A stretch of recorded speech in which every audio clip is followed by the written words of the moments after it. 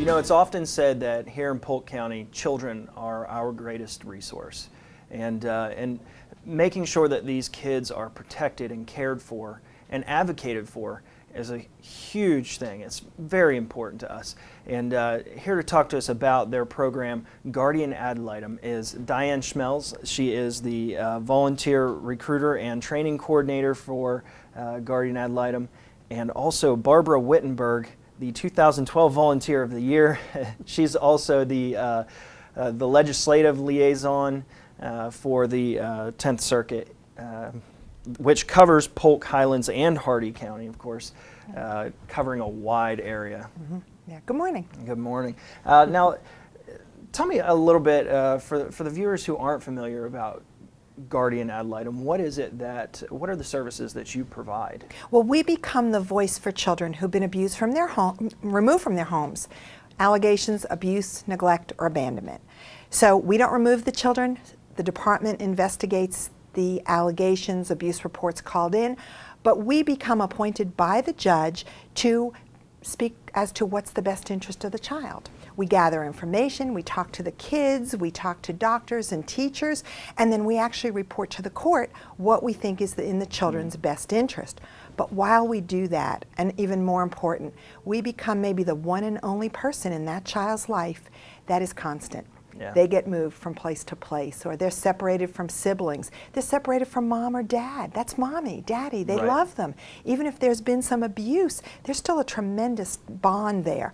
So to have their guardian that comes and continues to come and visit them, they know I matter. Yeah. Somebody cares, and that's our role. Well, and I think it's such an important role because you know, the courts, they don't know the whole situation. They only know what's been reported. They only know of the things that have been put on paper, whereas the guardians can come in and get to know the kids on a more intimate level. Exactly, and we're the neutral party in the courthouse. You know, we're not for or against mom or dad or the Department of Children and Family. Our focus is gather information, and if our volunteer has one or two cases, compared to the massive amount of cases the department worker has, we can really get to know that child. You know, we can take them out for breakfast, take them for ice cream, you know, take them to the park, you know, really spend some quality time and get to know them. And you know, and I'm sure that, you know, with the Department of Children and Families, you know, like you said, they have so many cases, and obviously they're trying to do what's the best interest for the kids, but with so many kids to take care of, that's got to be a difficult thing. It which is. Where you got to step in. And there's over 1,800 children in this area. Oh, wow. That's a huge amount of children. So right now the Guardian program has over 600 volunteers, which is wonderful. We still only cover about 75% of the cases. Yeah, 600 volunteers, 1,800 kids, and you do the math. Exactly. Exactly. But every child should have a guardian. You know, somebody that's there strictly just for their best interest and for them. Now, Barbara, you've been volunteering for a while. How long have you been volunteering? Over 11 years. 11 years, and I'm sure that you've seen a lot of different kids, a lot of different situations. At last count, approximately 31 children. 31 children over 11 years, wow. From the standpoint of going in and advocating for these kids in the court systems, what's that kind of like for those who may be considering volunteering and might be a little bit scared of getting involved with courts and the legal issues? What's that like? Well, we have a great training before we ever appear in court or ever assigned a child. I find the easiest part visiting with the child. Sometimes I get beat up in playing football with them, but I enjoy it. Writing the reports is kind of the scary thing for most people. But I always try to introduce the child to the judge through my report. I think it's important that all parties have an insight to the child. So I talk about humorous things, I talk about their wishes, just give them a profile of the child.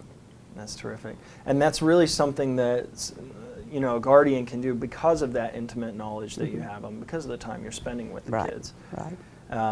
What a value that is in a court's decision as to which direction to go caring for the child. Exactly. It's tremendous. It really is. And our volunteers, they are so good at that because they know the kids.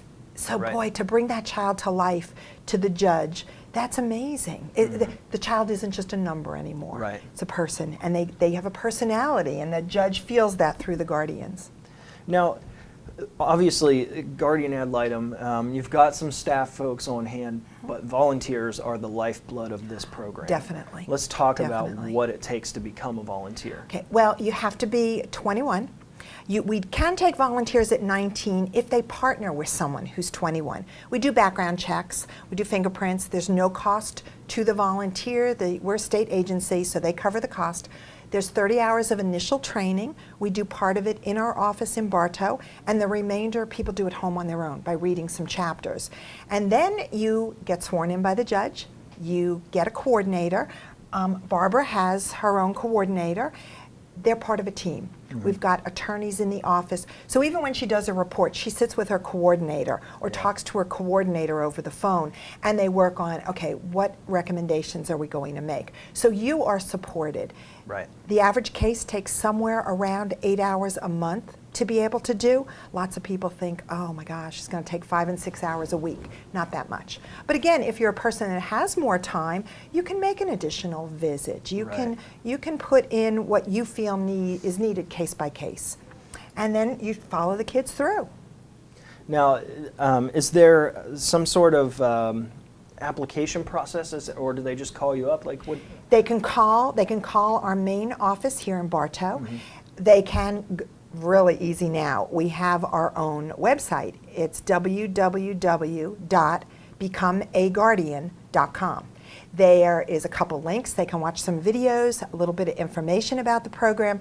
They then fill out a very short contact form, name, address, phone number, email. When they hit submit, it comes right directly to my email. Okay. And then I can call people, I can email them information. So we've tried to make it as easy as possible for people to find out more about it. So often we hear, oh, I've heard about it, but I thought it would take more time, or I didn't think I have the qualifications. Right. And our guardians have GEDs right through doctorates and everything in between because the kids are so unique. Right. We need unique guardians that have had different experiences and life lessons and education because, boy, if we can match them up with the needs of the kids, if a guardian's been through some tough stuff in their life, boy, they get it. Yeah. They understand. They know what things feel like. We can't teach them that. And not to mention, if there's any reservations, as to, oh, I'm not sure I can do this, you have a wonderful training program that Barbara was talking about. Yeah, you do. And then we don't just drop you out there. Right. We don't have over 600 people just running wild through Polk County by themselves. They certainly are part of a team. The coordinator, their mentor, will go with them on the first few visits if they're worried about where do I have to go. Safety and time, we find, are the two biggest issues that people hesitate.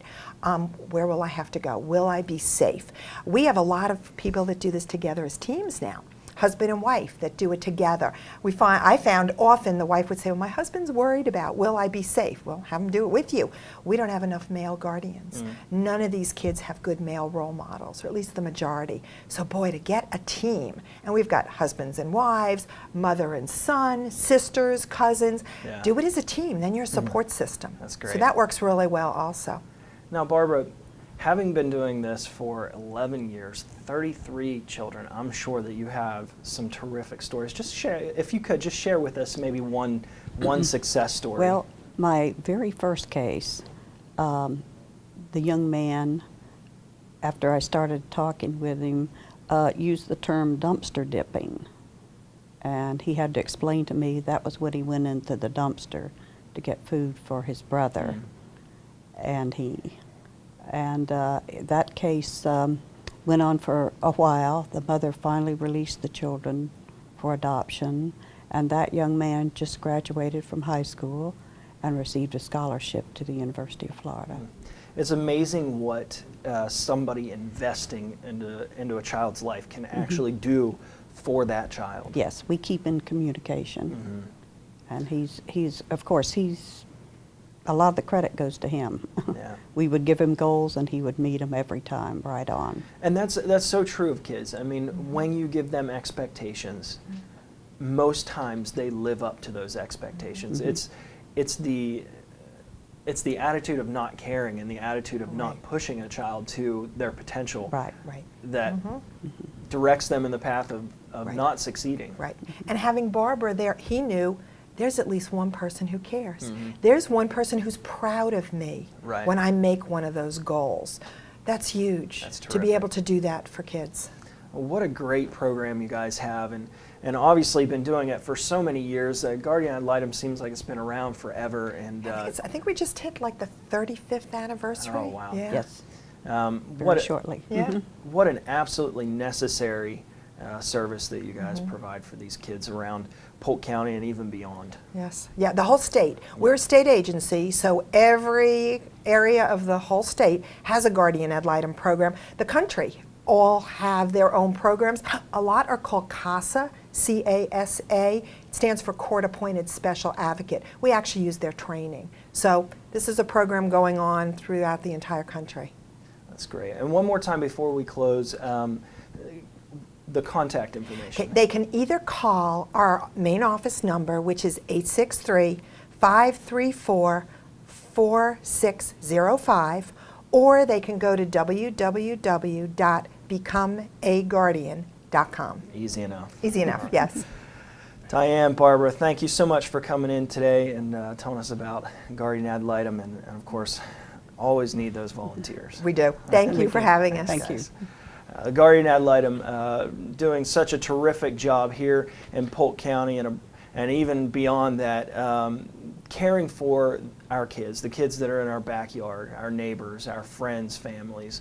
You know, it's such an important service, and if you can support them in any way that you can, whether it be financially or volunteering or whatever it might be, get in touch with them, contact them. They need your help. It's really easy. Like Diane said, just contact them at www.becomeaguardian.com or contact them at their phone number at 863-534-4605.